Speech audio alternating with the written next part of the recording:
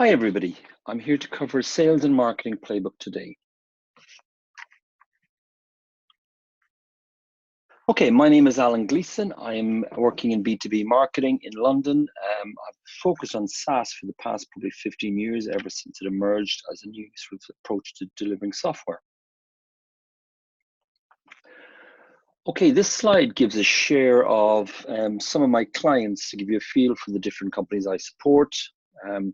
Again, it reflects the fact that I've a lot of experience with everyone from seed companies through to a couple that have been acquired.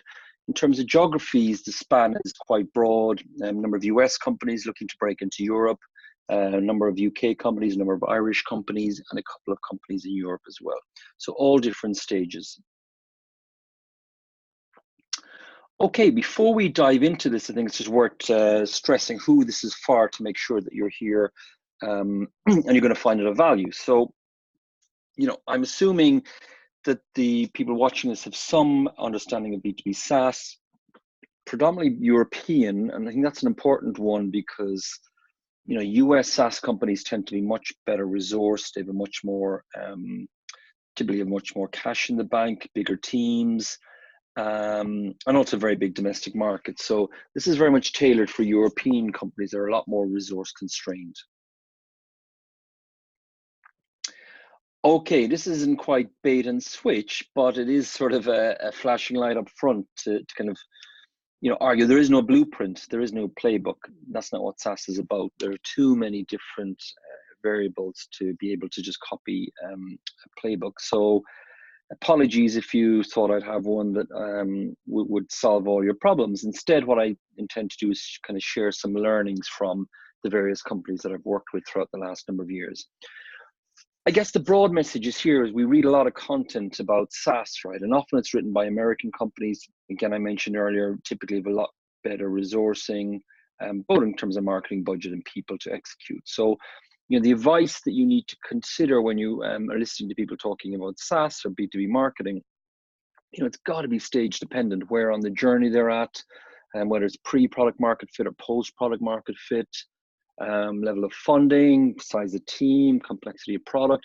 In other words, there is a rich set of variables that are very, very difficult to replicate from one to the other. And therefore, avoiding things like comparables where someone says they're converting at a certain rate and what you converting at, apples to apples is very difficult in a SaaS context. Another piece of context before we rattle through these, this is fast and furious. The aim is to try and get some learnings to you in a short 20-minute presentation.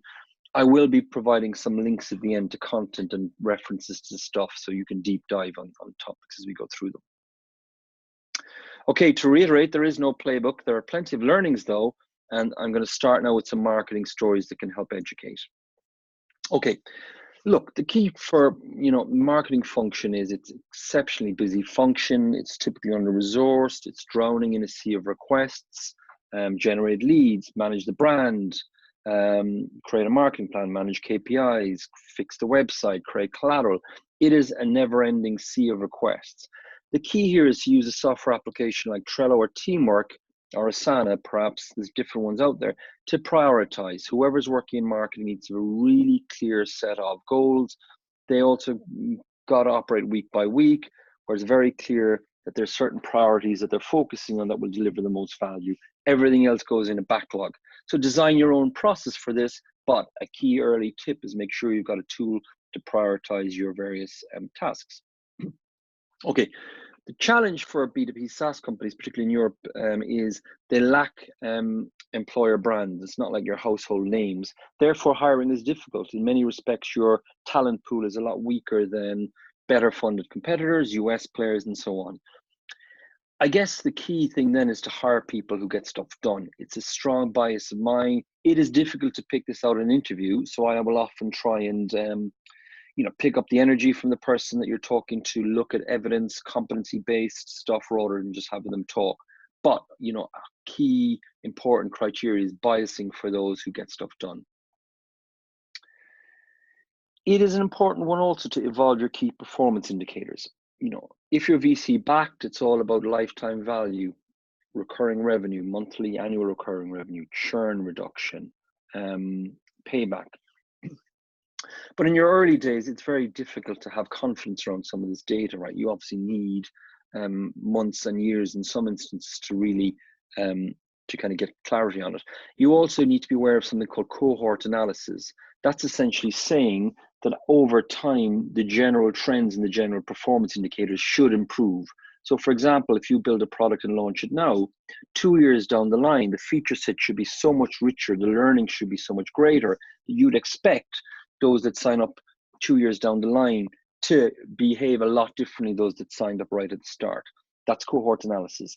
For today, it's just important to be aware, just get KPIs in, get OKRs, whatever you need, get some sort of measurement in and start tracking. And as you get more data, you can evolve these over time. MQLs, SQLs, key indicators too. You don't want to have too many of these. So again, I've got a simple spreadsheet to get you going. The other thing to bear in mind is you do need to apply filters. Take Google Analytics, for example. If you're looking at visitor numbers, you've got to be aware that there is a lot of traffic on websites at any point in time that is really bad traffic. It could be bots that are pinging your website and hitting it for 2 seconds and then leaving. It could be people coming to log in who are never going to be sales prospects. They're logging into the software. Filter that out. It could be geographies and regions of the world where you will never serve. Filter those out. It could be internal IP traffic based from the team. Filter those out. I guess the key messages here, start with some KPIs. MQLs and SQLs are key. And again, I can go into them in a lot more detail. At the end, you'll get some information as to how we can go into more detail. I would argue very strongly for building on something like Squarespace initially, or Wix, or if you've got more cash and more sophistication, Webflow. Why? I've seen too many companies build hard-coded websites or WordPress sites where they now have to write a check of £500 or £600 to get an extra page built. Squarespace has really improved its feature set in the last few years. I swear by it. I put most of my sites on it. You can then look at things like HubSpot. They've got a free offering to do gated content as well as to do blogs. So that's quite a nice mix, pretty low cost, really clean design, very fast, very mobile responsive, a good option for your early days. Another small hack here, make sure your site is indexed in Google Search Console. Ideally, you want to index the HTTPS version of your site. Search engines really like HTTPS, it's security obviously. So if you're on a HTTP, get that fixed because some browsers will start blocking you. Index your site, and here it's telling Google it's maintained, it's telling Google you've got ownership of it. Look for any issues that they flag, and then as you produce new content, get it re-indexed. I kind of linked that and check that your site is indexing properly. So the way you do that is you go into Google, put in site, your website address, and you'll start getting results like this. Now, picking this one straight away, the second one is in Finnish, so that's probably not ideal for a predominantly English world when it comes to B2B SaaS. You can also see the blog is the top one. There's no consistency with the kind of meta titles. I don't really know what Hapio do or does. Therefore, it would be better to have a much more descriptive meta title. So the internal communications community is beginning to tell me a little bit about what it does. But again, it's a simple fix. Then you go in and get someone in your team to update your meta title and your meta descriptions. Okay, another big issue I see with many B2B SaaS companies in Europe is they focus very heavily on content.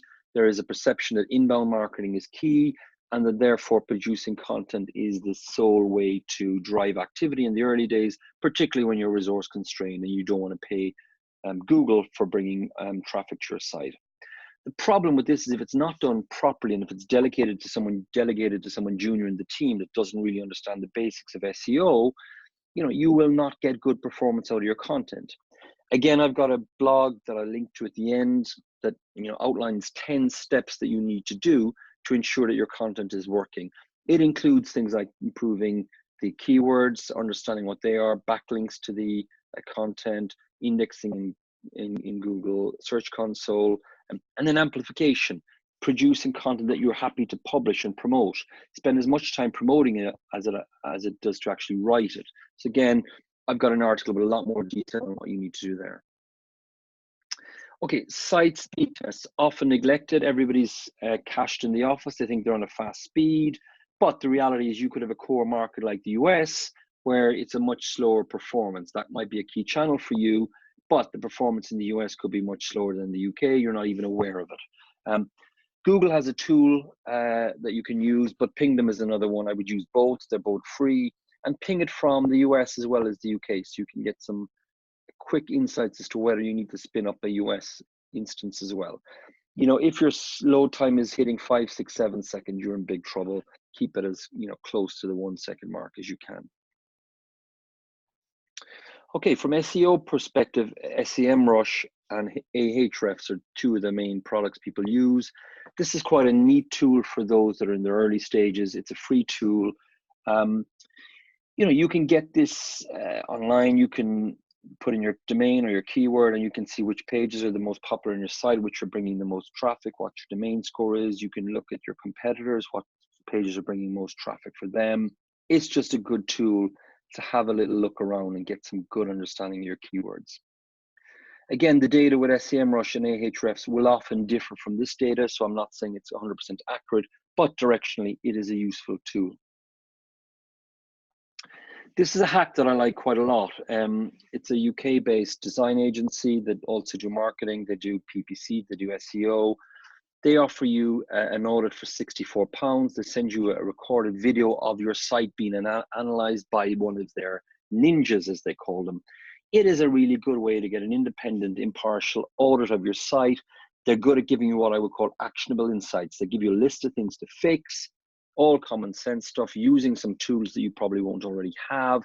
A very good hack to get some feedback on your site in terms of how it's performing.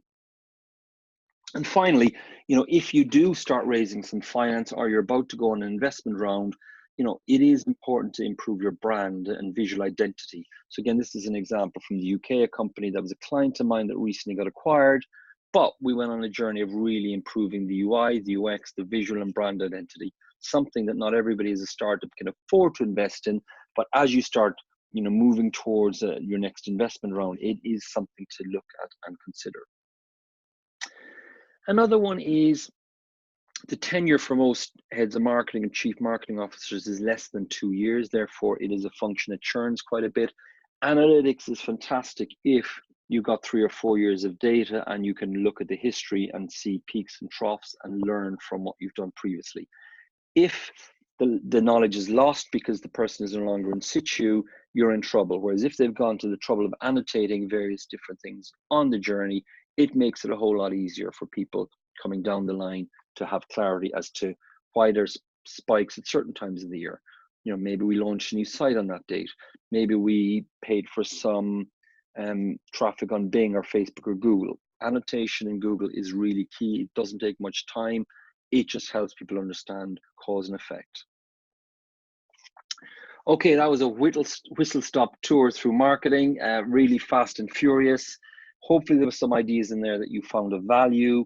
Again, as I mentioned at the end, I linked to some further context, further content for the bits that I covered off, so you can really get into detail to this topic that is of relevance to you. Turning to sales. So again, this is an example. Be really clear that you do offer a number of different call to actions. So the call to action here, the primary one is this big book, a demo one that you can see here. What we do is another one. As you scroll through the site and you go into the resources, you'll see they have lots of good content, white papers, video, all gated, all offering real value for buyers in return for business emails that they can then market to and they can run drip emails to. So from your site perspective, you know, if you're trying to convert on a book a demo or request demo, that's the hardest one to convert off of. You need to offer choice, offer some valuable content to those that are in the kind of discovery phase so they can download some white papers, get a favorable impression about the value that you can bring, and are able to then, you know, use that to help inform buying decisions.